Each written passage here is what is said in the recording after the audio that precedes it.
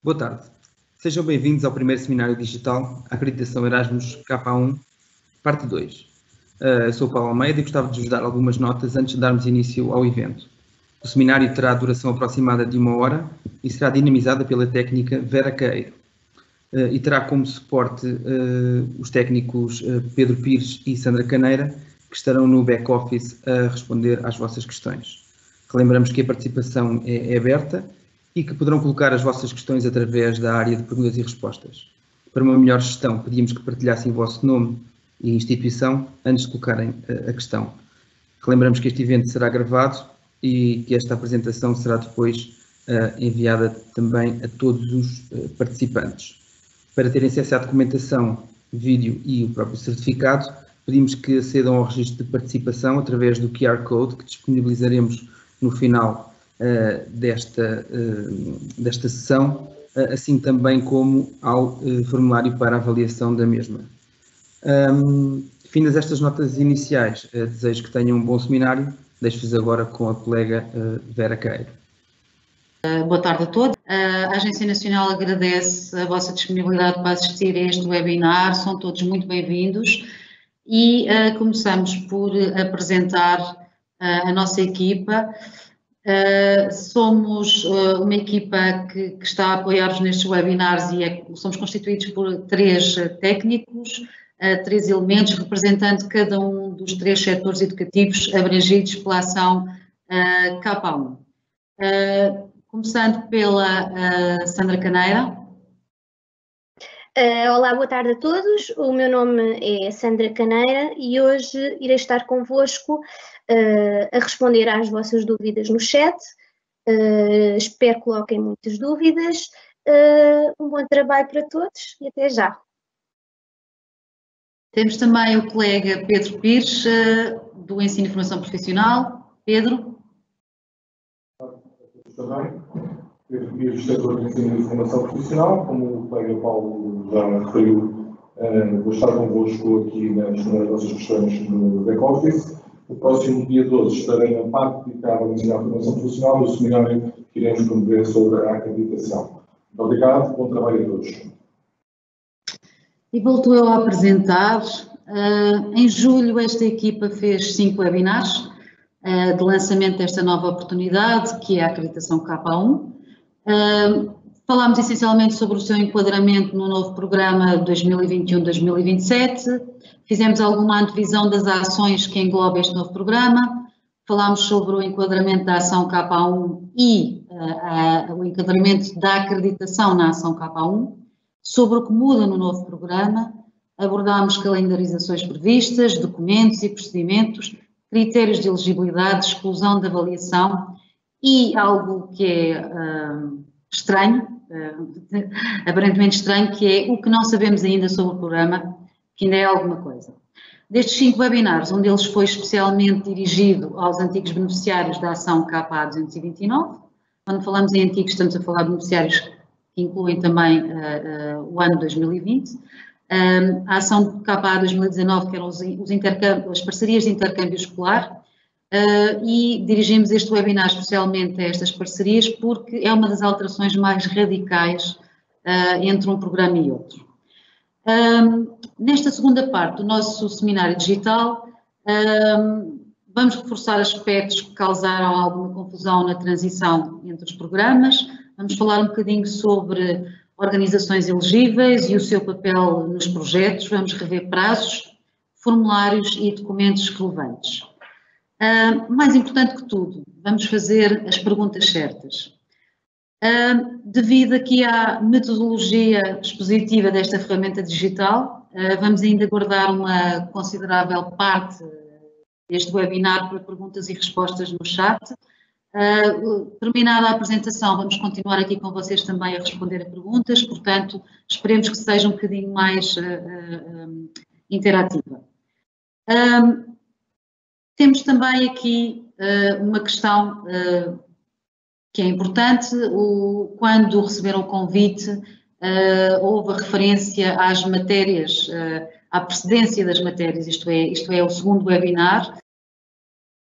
Tínhamos pedido para, mesmo quem não tivesse tido a oportunidade de assistir ao primeiro webinar, que tivesse, porque estava gravado na página, que fosse ver. Depois temos algumas perguntas frequentes cujo levantamento foi feito ao longo destes últimos 2 meses e estas perguntas frequentes também estão publicadas no site. E depois pedimos a todos para lerem a convocação à acreditação, não é? Portanto, ler o convite à acreditação, que é constituído pelas regras de candidatura e pelo anexo. Eu queria mostrar-vos muito rapidamente aqui o nosso site para explicar onde é que se encontra esta documentação toda, pois temos tido muitas perguntas sobre esta situação. Portanto, entrando no nosso site, www.erasmusmais.pt, nós temos uma secção que se chama Acreditação e vou-vos mostrar muito rapidamente onde é que ela se encontra. Portanto, este é o aspecto da secção e temos também, dentro desta secção, algumas perguntas e no final destas perguntas, a página ainda está a carregar, peço desculpa, no final destas perguntas temos o acesso sobre a acreditação aqui. Mas para acederem a esta página têm que vir ao Erasmus 2021-2027 e escolher a acreditação Erasmus, aqui, acreditação K1. Depois, entrando aqui na acreditação K1, isto hoje não está fácil, o acesso. Queria mostrar-vos que é dentro desta acreditação K1 que vão encontrar toda a informação sobre o K1, os formulários de candidatura, o acesso aos formulários de candidatura, embora também possam encontrá-lo aqui em cima na candidatura, na secção da candidatura, mas estão aqui os formulários de candidatura. Encontramos aqui toda a informação sobre a acreditação. Encontramos aqui uma questão que vamos tratar hoje um bocadinho mais conhecedoramente do que no último webinar, que é as organizações elegíveis por setor. Portanto, carregando aqui na educação de adultos vamos ter a lista de organizações elegíveis da educação de adultos, carregando aqui no ensino escolar a lista de organizações elegíveis para se candidatar ao ensino escolar e nesta aqui a lista de entidades do ensino e formação profissional. Depois de algum texto aqui em baixo encontramos aqui o prazo de candidaturas, as nossas FAQ, portanto acedemos aqui às FAQ, é um documento bastante importante e que tira muitas dúvidas e que nós aconselhamos a ler antes de, por exemplo, contactar connosco. Depois temos aqui alguns documentos e estes documentos dos mais importantes são as regras de candidatura, são as normas de qualidade, aqui. Temos também na segunda página as listas, outra vez, de organizações elegíveis. Portanto, era só para vos mostrar muito rapidamente onde é que vão encontrar a documentação. Outra questão que nos tem sido posta muitas vezes tem a ver com os formulários de candidatura, como é que acedem aos formulários de candidatura. Naturalmente, têm que passar aqui pelo U-Login, e isto também está nas FAQ, como é que acedem aqui. E ao entrarem no EU-Login, vão ser direcionados para a página da Comissão, onde se encontram todos os formulários de candidatura. Outra das perguntas que nós temos é, quando chegam aos formulários de candidatura, onde é que encontram o formulário de candidatura, ou um dos formulários de candidatura relacionado com a acreditação. Portanto, o que nós temos aqui é 5 separadores, independentemente de onde entrarem, têm que ir aqui às oportunidades e dentro das oportunidades selecionam qual é o setor educativo. Se for ensino escolar, clicam aqui no School Education, Vocational Education and Training e Adult Education. Portanto, é aqui que vão entrar e que vão aceder aos formulários de candidatura. Eu, por exemplo, entro aqui no School Education e depois tenho aqui o formulário de candidatura para me candidatar. Portanto, isto é muito rapidamente, porque temos tido algumas questões sobre isto e pensamos que é importante começarmos já a trabalhar com vocês nestes aspectos. Outra questão importante que é a grelha temporal do que está a acontecer com o novo programa. já falámos sobre isto no último webinar, mas não quero mais recordar que no dia 28 de maio foi publicado o convite. Em outubro, agora dia 29, é o prazo de candidatura. E entre outubro e novembro está prevista a publicação do convite geral. O convite geral é o convite anual, portanto, não é o convite à acreditação, são duas questões completamente diferentes. O convite à acreditação é um convite à parte e este é o convite geral que implica o financiamento. Por volta de entre novembro e fevereiro, estamos a prever que seja o período de avaliação das candidaturas e depois em fevereiro será feita a decisão de atribuição ou não de acreditações às entidades. Entre fevereiro e março terão a oportunidade de fazer uma segunda candidatura se tiverem, se não conseguirem ser aprovados, se forem aprovados, também poderão pedir o financiamento. Portanto, isto é só para terem uma ideia do que é o nosso timeline, portanto, a nossa estrutura temporal do novo programa. Como veem aqui em baixo, isto está tudo previsto em discussão, porque só com o convite que será publicado entre outubro e novembro, que está previsto publicar, é que teremos a certeza de todos estes prazos, com exceção deste prazo aqui de 29, que é o prazo de candidatura para a acreditação. Portanto, tudo o que nós falarmos a partir de agora está relacionado com o convite do dia 29, cujo prazo termina dia 29 de outubro, e sempre que falamos da publicação do convite geral, é o convite anual para a apresentação de candidaturas em 2021, e esse aí ainda não foi publicado. Ora bem, o lançamento oficial do programa também será em 2021, em plena presidência portuguesa do Conselho da União Europeia. Entre os webinars de julho e agora a equipa K1 sentiu que havia um interesse crescente por esta oportunidade e as dúvidas de pessoas e organizações interessadas continuaram a ser muitas. Do levantamento dessas perguntas surgiu o documento da SFARC e o contexto desta segunda parte do webinar. Portanto, decidimos basear o nosso seminário em perguntas. Muitas perguntas que nós tivemos tinham a ver com o programa antigo, como por exemplo, se os KA229 passam a ser KA1 a partir de 2021.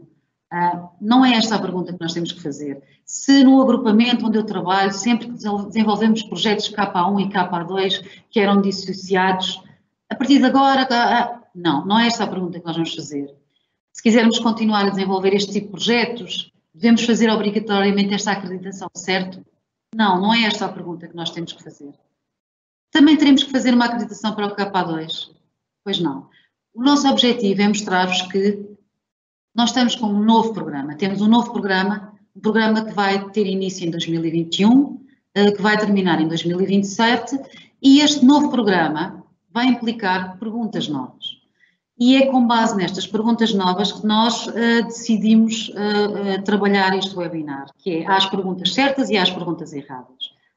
Estas perguntas aqui que nós vamos fazer e que vamos trabalhar com vocês são aquelas que nós pensamos que são as mais importantes para vocês fazerem, tendo em conta o vosso objetivo. Que tipo de projeto é que pretendem fazer? Pretendem fazer um projeto de cooperação com entidades de outros países para a promoção da inovação ou para o intercâmbio das boas práticas? Então, têm que avançar para um projeto Erasmus da Ação 2, um KA2. E não tem nada a ver com este webinar, é um projeto que vai ser um convite que vai ser lançado no outono de 2020.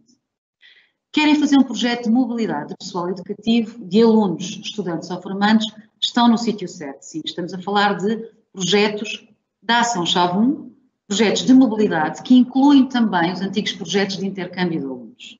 Portanto, é o que nós dizemos aqui, novo programa, novas perguntas.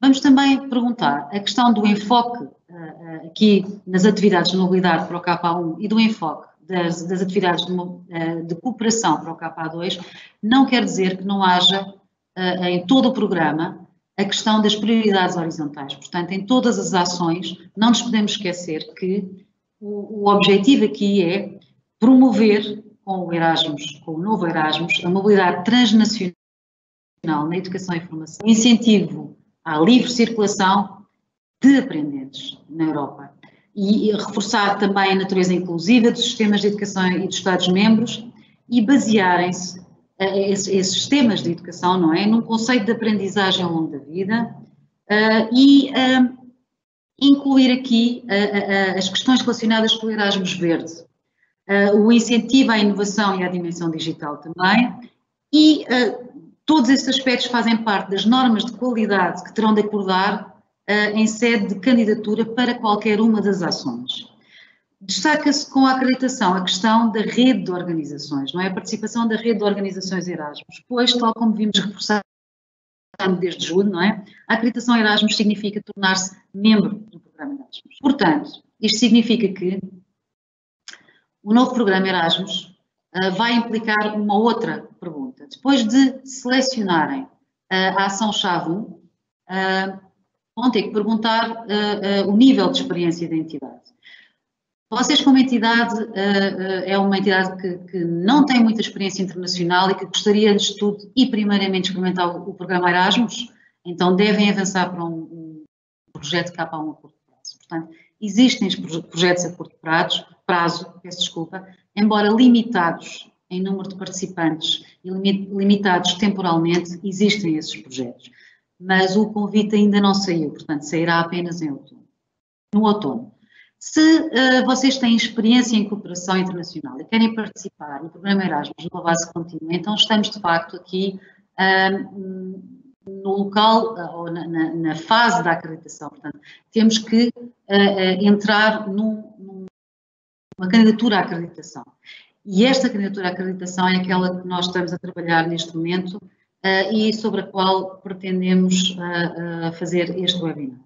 Portanto, se de facto querem fazer uma cooperação e participar no programa Erasmus numa base contínua, fiquem aqui connosco e depois, tal como o Pedro disse há bocadinho, em 12 de outubro haverá um webinar setorial do ensino e formação profissional e outro setorial do ensino escolar e da educação de adultos, com uma abordagem já generalista ao webform, portanto vamos ver mais ou menos o webform e vamos retirar mais uma série de dúvidas que vocês possam ter. Portanto, é importante que todas as questões que vocês estão a pôr no chat e que vão pondo ao longo desta apresentação são questões que nós vamos aproveitar para depois, no dia 12, dar mais enfoque àquilo que vos preocupa e aos problemas que têm, que aparecem mais frequentemente.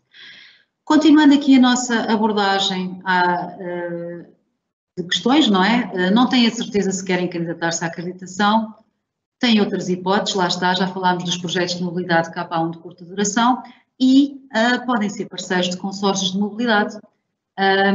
Ser parceiro de um consórcio não requer candidatura. Por outro lado, sem candidatura também podem ser uma entidade de acolhimento de discentes ou de staff. Ultimamente temos tido algumas perguntas relativamente ao que é os learners e o staff, porque os formulários de candidatura estão em inglês. Staff é o pessoal educativo, portanto são os docentes e pessoal educativo das entidades de educação e formação. E os learners são os aprendentes, os estudantes, os alunos, os aprendentes adultos. Portanto, são o público-alvo dos nossos setores. Também é possível, se não têm a certeza se querem candidatar este ano, em 2021 terão um novo prazo de candidatura. Ora bem, outra questão que nós temos aqui é, quero candidatar uma acreditação e que formatos estão disponíveis? Ora bem, nós temos 2 formatos e uma opção, isto é, existe a acreditação para organizações individuais e existe a acreditação para coordenadores de consórcio. Nós falámos bastante sobre isto no último webinar. Pensamos que é relevante aqui apenas reforçar a ideia de que se uma entidade é coordenador de consórcio, o seu projeto ou o seu plano Erasmus particular ou individual vai estar integrado no plano Erasmus do consórcio. Portanto, só é possível escolherem ou serem acreditados como organização individual ou serem acreditados como coordenadores de consórcio. Portanto, não há hipótese de terem as duas situações. Temos também, nunca é demais reforçar, a questão de uma candidatura por setor. Portanto, por setor educativo, podem ser acreditados em cada portanto, cada organização pode ser acreditada em cada um dos setores educativos. Isto é, aquele exemplo que nós costumamos dar, mais que um agrupamento de escolas que tem o ensino regular pode candidatar-se à acreditação ao ensino escolar, que tenha o ensino e formação profissional, também se pode candidatar a uma acreditação ao ensino e formação profissional, e se tiver um centro que qualifica dentro do agrupamento, também se pode candidatar à educação de adultos. Portanto, é possível estas candidaturas serem uma candidatura por setor, não mais do que uma por setor. Depois temos a questão relacionada com as inscrições do consórcio. Isto também é uma pergunta clara que é feita no formulário de candidatura. Nós temos no formulário de candidatura 3 tipos de inscrições para o consórcio. Temos a relação hierárquica, que pode ser uma autoridade responsável que tem como objetivo promover e coordenar atividades Erasmus na área de atividade, no setor. Temos também a possibilidade de uma organização especializada ter como objetivo partilhar com parceiros do consórcio conhecimentos especializados para os ajudar a participar no programa e a organizar novos tipos de atividades. Isto são, no fundo, é a relação hierárquica do consórcio. Temos ainda mais 2 hipóteses que nós chamamos de que são grupo de organizações com necessidades e desafios semelhantes que têm como objetivo trabalhar em conjunto em certas temáticas.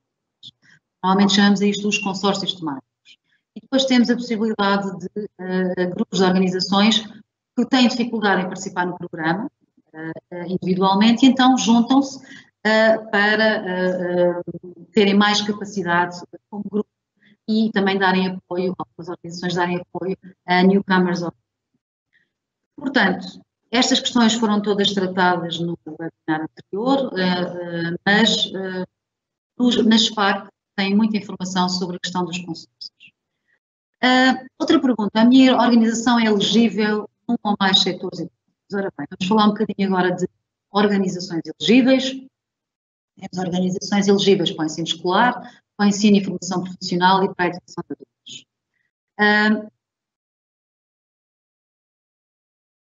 Já falámos sobre a questão das 3 listas que estão publicadas no website. Não quero mais referir que as organizações, a elegibilidade das organizações é baseada não no seu nome, na sua designação, mas sim no seu programa educativo. Por isso é que cada programa educativo é elegível num setor diferente. Portanto, os exemplos de organizações elegíveis também vão constar nessa lista. Eu vou-vos mostrar alguns exemplos das listas, mas antes disso queria mostrar-vos o tipo de organizações e as suas funções. Nós temos organizações candidatas agora aqui na acreditação, que são as organizações que são ativas no ensino e formação e que têm como base o facto de terem uma capacidade operacional de mais de 2 anos na oferta de programas de aprendizagem no domínio a que se candidatam. Isto não significa, de qualquer modo, experiência Erasmus, não é nada disso. É experiência no setor a que se candidatam. Portanto, ter uma oferta, por exemplo, de ensino básico e secundário há mais de 2 anos. Temos as organizações de acolhimento. Os partner organizations na acreditação são organizações de acolhimento. Aqui são entidades que não são identificadas em sede de candidatura. Portanto, para onde vocês vão e com quem vão trabalhar no estrangeiro, não existe identificação em sede de candidatura. Portanto, essas organizações de acolhimento têm como função acolher os participantes, acordar e proporcionar-lhes um programa de aprendizagem ou formação e garantir um certificado de participação. Por isso é que quando nós dizemos que vocês podem acolher alunos, formandos, professores em job sharing, professores em missão de ensino, outro pessoal educativo em atividades de job sharing ou missão de ensino estrangeiro em Portugal. E são organizações de acolhimento. E não precisam de estar identificadas em lado nenhum.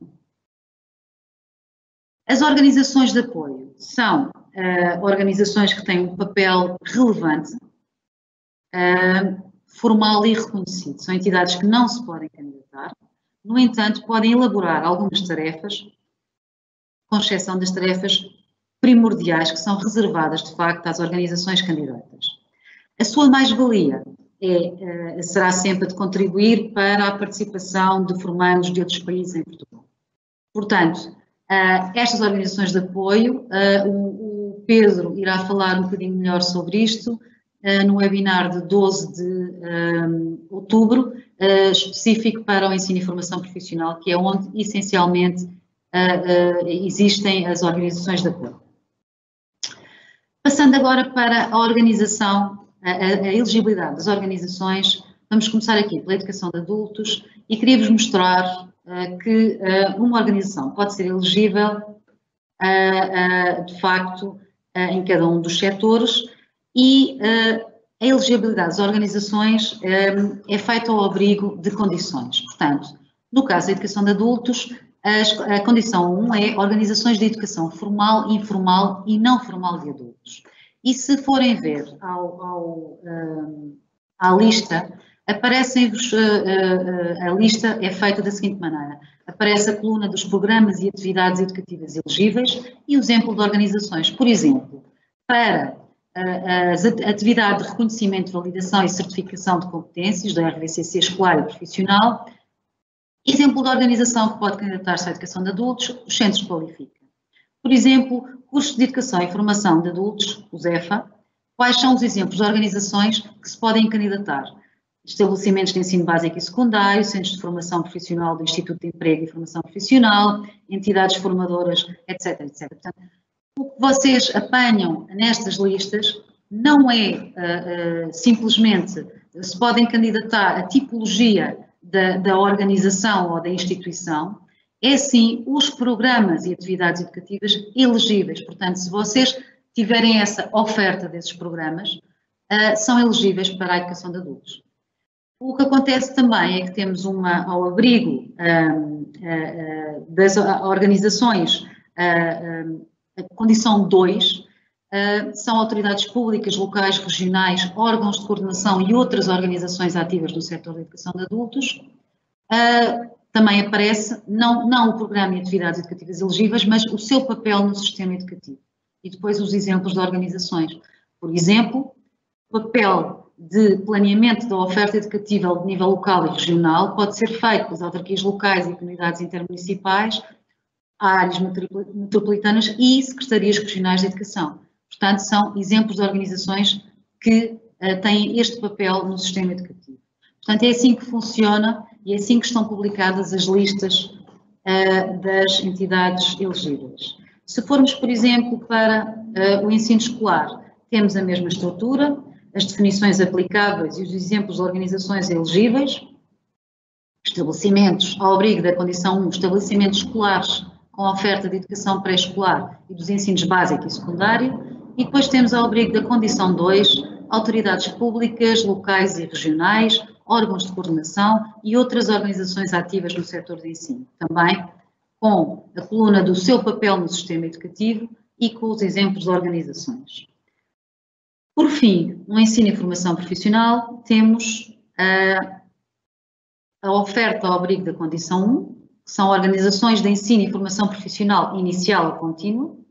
Portanto, temos os programas e as atividades de educação elegíveis e os exemplos de organizações. Antes de passar para o slide seguinte, queríamos chamar a atenção para uma questão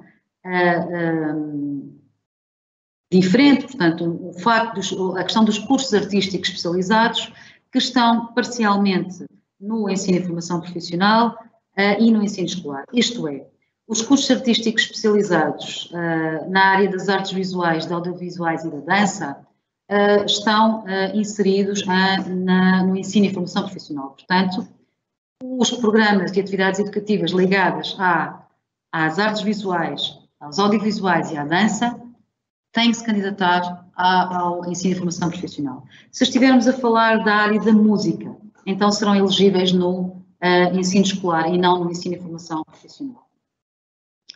Temos outra situação, autoridades públicas locais e regionais, órgãos de coordenação e outras organizações ativas no setor do ensino e formação profissional. E no setor do ensino e formação profissional existe ainda uma terceira condição definida pela ANCAP, dirigida a empresas, e são atividades de formação muito concretas, cujas especificações estão publicadas no site da GERT. O meu colega Pedro Pires depois irá entrar um bocadinho mais nisto no webinar do ensino e formação profissional do dia 12 de outubro. Qualquer dúvida, basta mandarem-nos um e-mail e nós podemos responder diretamente. Por fim, uma pergunta também muito frequente. Quero continuar a trabalhar com os meus parceiros estrangeiros. Já tinham parceiros estrangeiros? Como fazer intercâmbios de alunos, ou de formandos, ou de pessoal educativo? Ora bem, é muito importante que tenham a noção que não existem parceiros no K1, seja no K1 normal, seja no K1 acreditação. Portanto, na acreditação inserida no K1. As organizações candidatas são as organizações de envio, isto é, se as entidades estrangeiras querem enviar os seus participantes para Portugal ou qualquer outro país, vão ter que se candidatar ao seu próprio país. Portanto, os portugueses que querem enviar para o estrangeiro, candidatam-se a nós. Os parceiros estrangeiros que querem enviar para Portugal, candidatam-se ao seu país. Mas se os parceiros estrangeiros são simplesmente organizações de acolhimento de alunos, formandos, pessoal educativo, professores, formadores, etc., portugueses não necessitam de fazer candidatura. Isto é uma questão que é bastante relevante. Não esquecer que o convite à acreditação Erasmus, que vos mostrei há pouco, aliás, mostrei-vos o local onde ele está publicado, tem todas estas questões aqui, é bastante exaustivo, e, de facto, explica muito bem o que é que se pretende com a acreditação, o que é o Plano Erasmus, qual é o calendário indicativo, como é que é feito o acesso ao financiamento e tem como anexo as normas de qualidade. Isto era para vos mostrar também que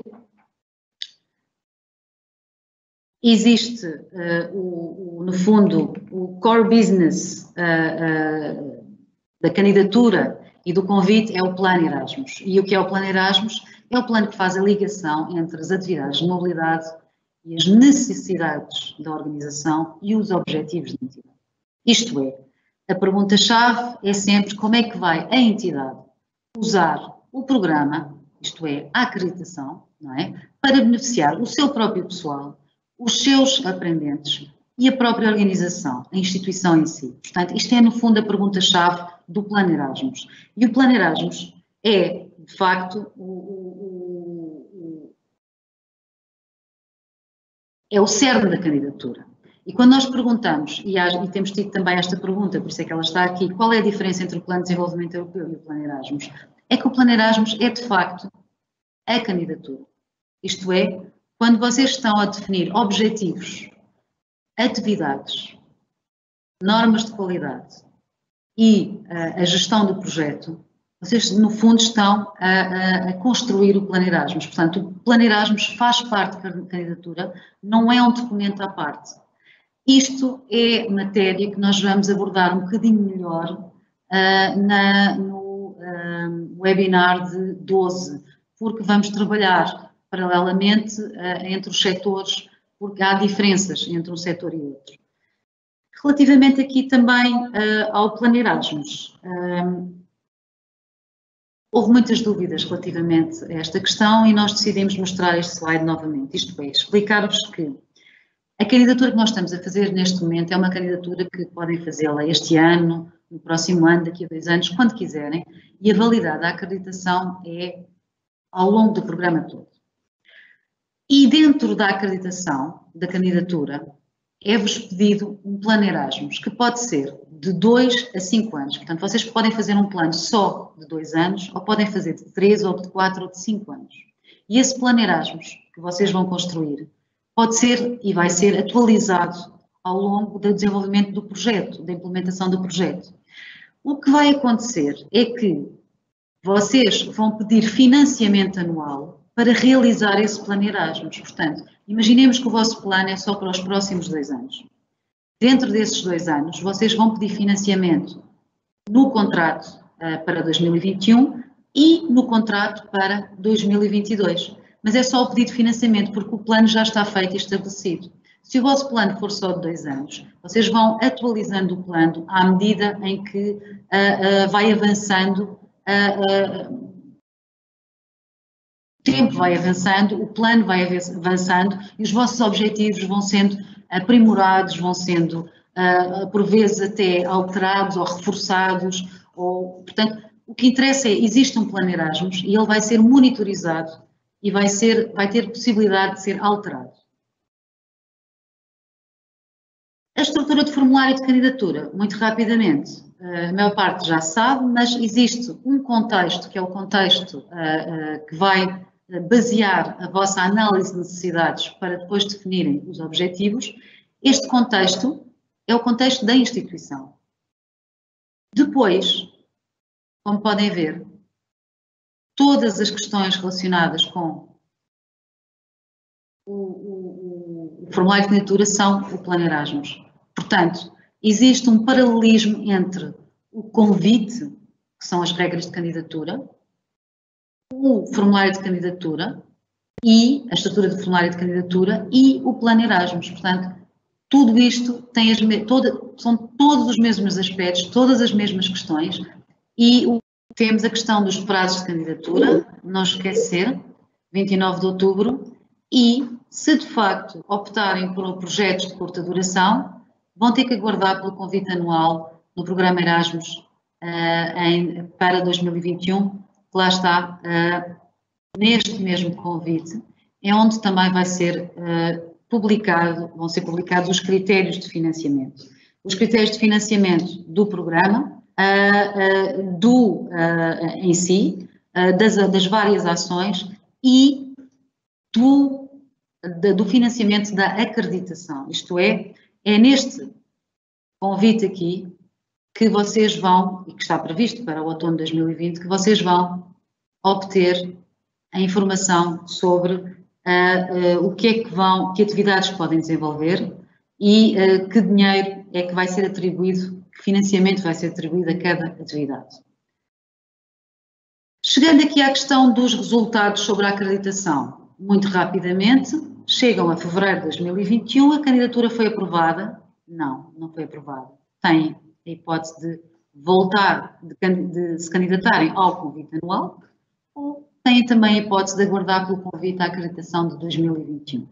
E se a candidatura, então sim, temos a questão do, como se diz na gíria, o fast track para o financiamento anual e devem avançar para a segunda fase de candidatura, isto é, enquanto que a primeira fase é a acreditação, a segunda fase será o pedido de financiamento. E é aqui, neste pedido de financiamento, que nós temos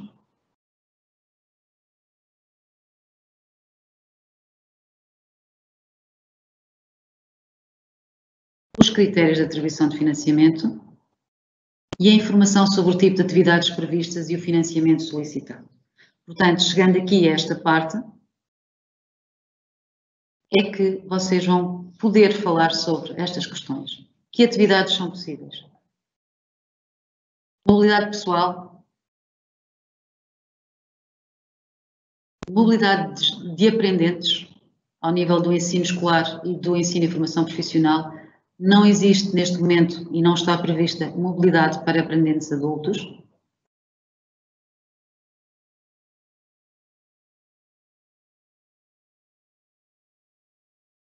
E outras atividades financiadas. Ora bem, todas estas questões foram tratadas no webinar anterior, só queríamos reforçar que isto é o que está previsto que saia no próximo convite, em 2021, para vocês poderem pedir o financiamento para realizar o vosso plano Erasmus. O que mais vai a agência fazer para ajudar os beneficiários? Ora bem, em 12 de outubro vamos fazer a revisão e o reforço dos esclarecimentos sobre assuntos tratados neste webinar, isto é, vamos recolher as vossas maiores questões, o vosso feedback sobre este webinar e vamos tentar reverter, isto é, devolver todas essas dúvidas que vocês têm em esclarecimentos no dia 12 de outubro. Entre as 14h30 e as 15 horas vamos reforçar algumas ideias e depois, a partir das 15 horas, vamos ter 1h30 em que vamos tentar fazer uma abordagem mais interativa e vamos falar um bocadinho das especificidades setoriais e do webform. E isto é o que está previsto para 12 de outubro. Portanto, pedimos a todos vocês que revejam o webinar, o primeiro webinar, caso não se lembrem, que vão à SPAC e temos aqui aquela questão, não se esqueçam que a natureza limitada da informação não nos permite avançar muito mais do que isto, ainda não temos a base legal do programa aprovada, ainda não temos o orçamento do programa aprovado, o nome do programa também não, portanto, a base são os 2 documentos que nós já vos falamos, sobre os quais nós já vos falamos, e o guia do programa 2021 é, no fundo, o convite que vai sair e que eu já referi aqui pelo menos umas 7 ou 8 vezes, porque é muito importante terem a noção que o convite à acreditação não é o convite ao programa, é o convite às candidaturas de acreditação. Agradecemos muito a vossa atenção, esperamos ter conseguido esclarecer algumas dúvidas as mais frequentes e estamos disponíveis agora para outro tipo de perguntas. Vou passar aqui ao Paulo muito rapidamente para ele ajudar aqui na questão do certificado e da avaliação, mas seguidamente já poderei tentar responder a mais algumas questões. Paulo?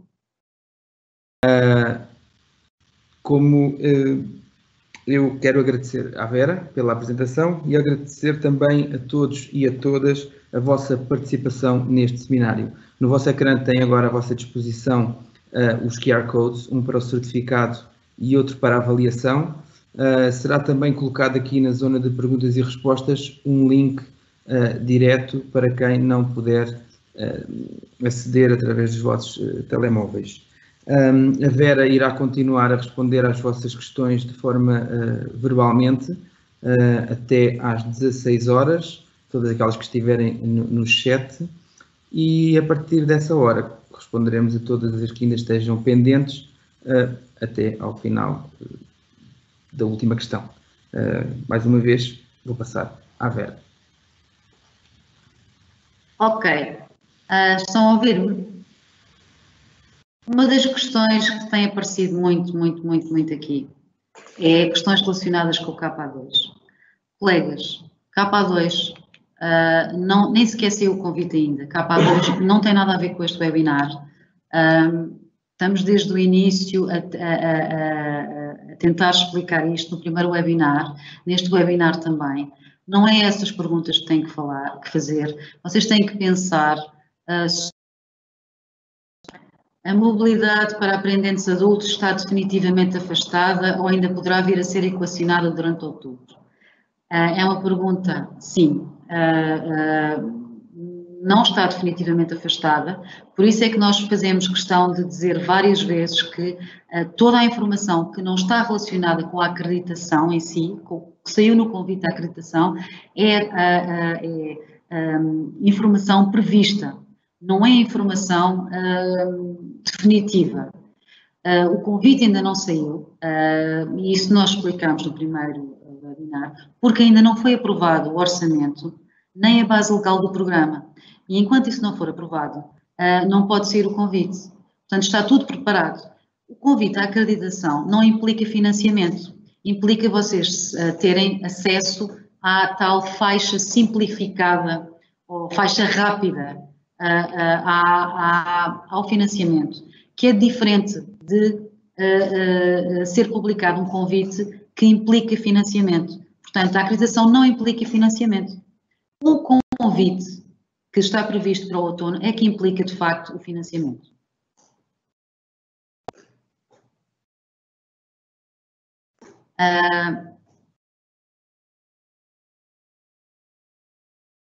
Estão aqui a falar sobre as horas serem coincidentes com o trabalho letivo.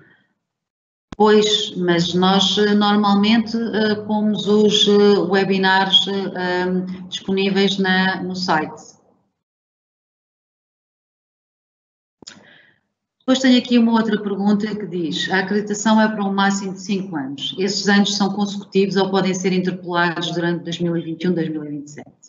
Ora bem, a acreditação é para 7 anos. O plano Erasmus é para no mínimo 2 a 5 anos.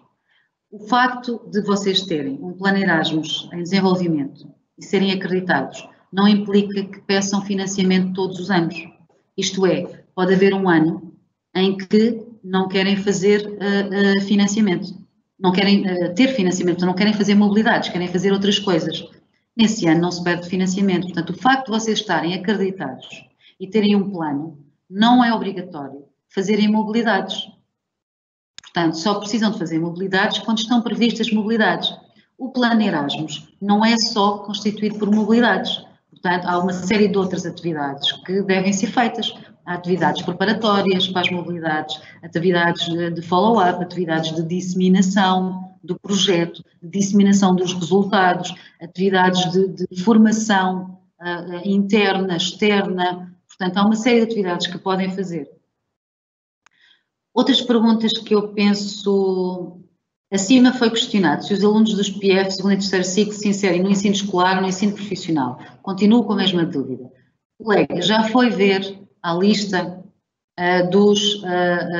dos programas elegíveis. É que nessa lista existe a informação sobre os PF. Outra questão. Os centros de ciência viva estariam incluídos no tipo 2 da instituição, autoridades públicas locais e organizações ativas no setor de educação de adultos? Não, não. Os centros de ciência viva estariam incluídos no tipo 1. No tipo 1, que são entidades que dão formação de adultos formal, não formal e informal. Portanto, é uma situação normal. Outra questão que nós temos aqui, fazendo então um plano Erasmus para 2 anos, na parte onde selecionamos o número de mobilidades por ano, devemos colocar apenas 2 anos ou os 7 anos do programa. Vocês têm a hipótese de colocar 2 anos, depois podem abrir para 3, para 4, para 5, até 5, peço desculpa, máximo. Portanto, há a possibilidade de fazerem um plano para 2 anos, 3, 4 ou 5. O plano, isso é o plano inicial. Conforme poderão ver no convite, o convite e as regras de candidatura, tem uma secção que é a secção de monitorização, onde reparar que o plano Erasmus depois é revisto anualmente no fim de cada contrato é anual, é revisto, é melhorado e depois ao fim do prazo que vocês estabeleceram, imaginemos que estabeleceram um prazo de 3 anos para o plano Erasmus, não é?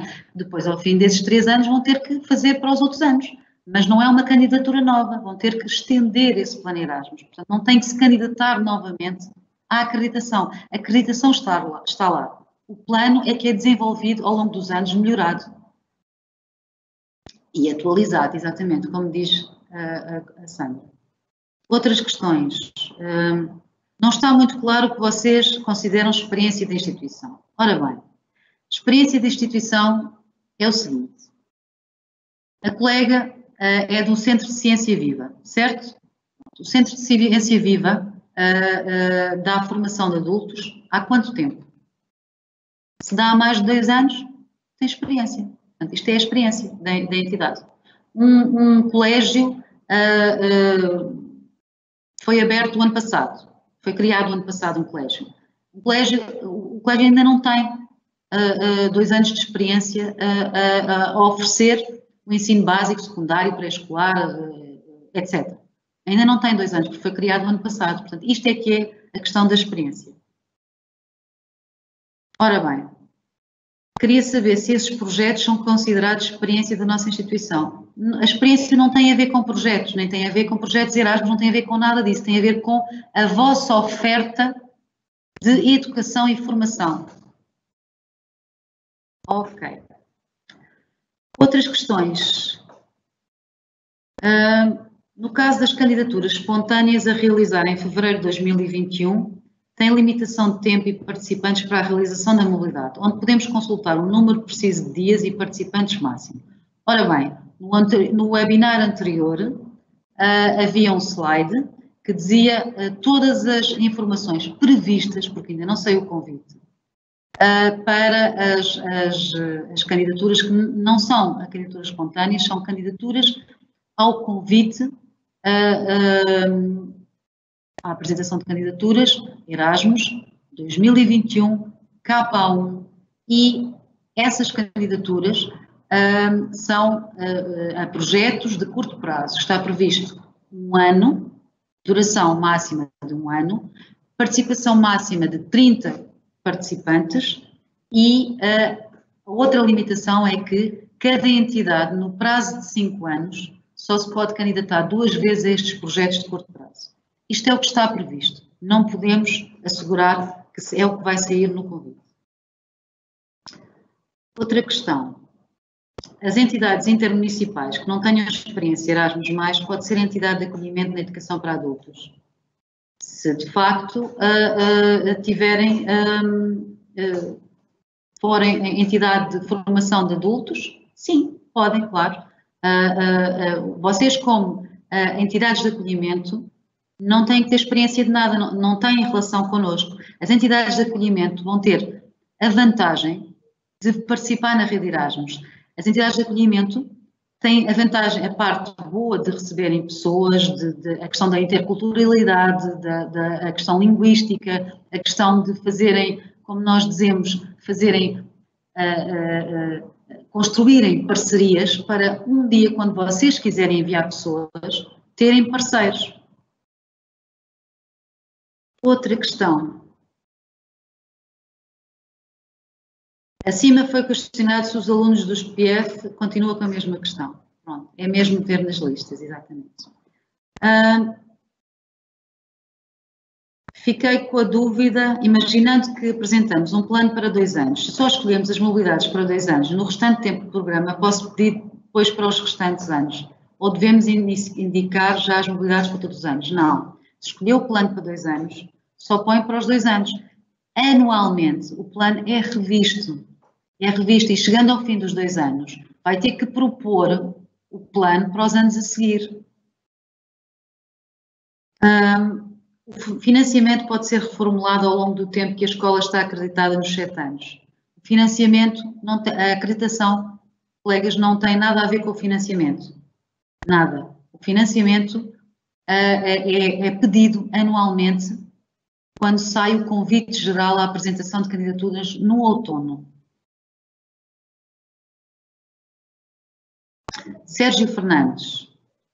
Entendo a chamada, mas as minhas dúvidas incidem sobre a inclusão das antigas KA na futura. Pronto, e é isso que nós queremos dizer. O que nós queremos explicar é assim, esqueça que existe o KA 229, ok?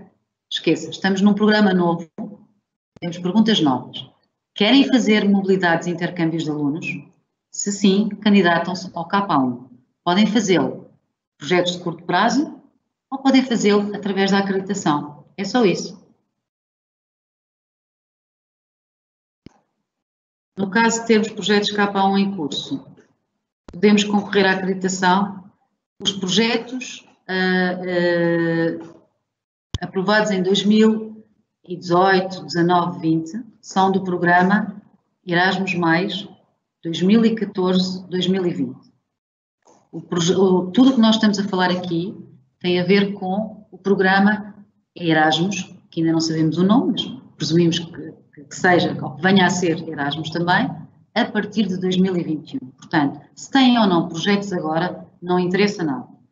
O que nós aconselhamos normalmente é que, tendo em conta que têm projetos ou têm mobilidades aprovadas para o próximo ano, por exemplo, tendo em conta que ainda não saiu o convite e é o primeiro ano do projeto, será sempre uma vantagem para quem já tem mobilidades aprovadas para 2021, candidatar-se apenas em 2021, porque já terá mais informação do que as pessoas que se vão candidatar a este programa. Portanto, mais informação, mais experiência, etc. É só isso, mas vocês podem se candidatar à vontade agora aqui. Eu penso que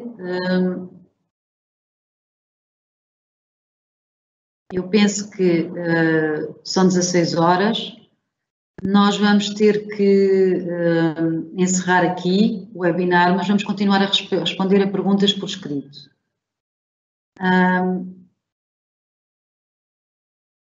Estou só a ver, peço desculpa, se há aqui alguma questão que...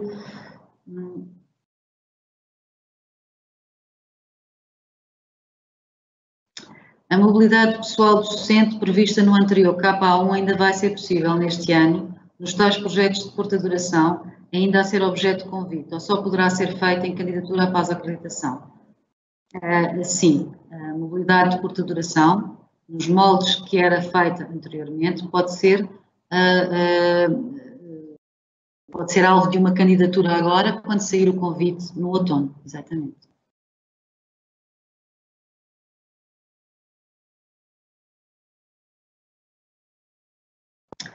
E depois está aqui uma pergunta que diz assim: se quiser levar em mobilidade alunos para participarem no projeto KA2 de boas práticas sobre uma temática qualquer, tem que prever estas mobilidades dos alunos neste projeto de Erasmus da acreditação.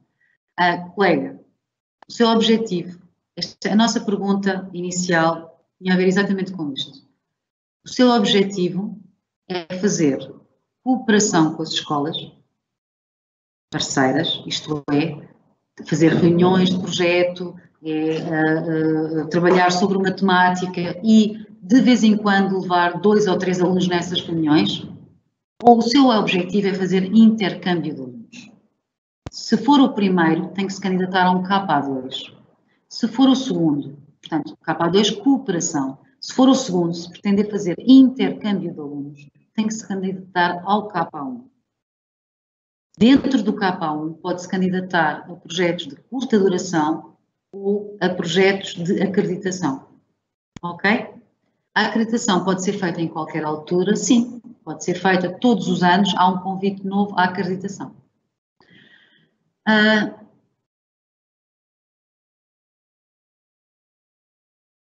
Ora bem, eu diria que todas as questões, a partir de agora, nós vamos começar a responder por chat.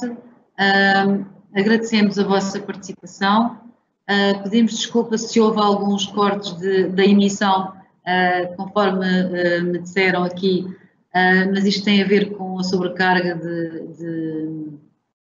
da rede aqui, da nossa rede, e no dia 12 estaremos disponíveis, seja na meia hora antes do início do webinar, para questões mais práticas e mais gerais, seja durante os webinars em cada um dos setores. Muito obrigada e até breve.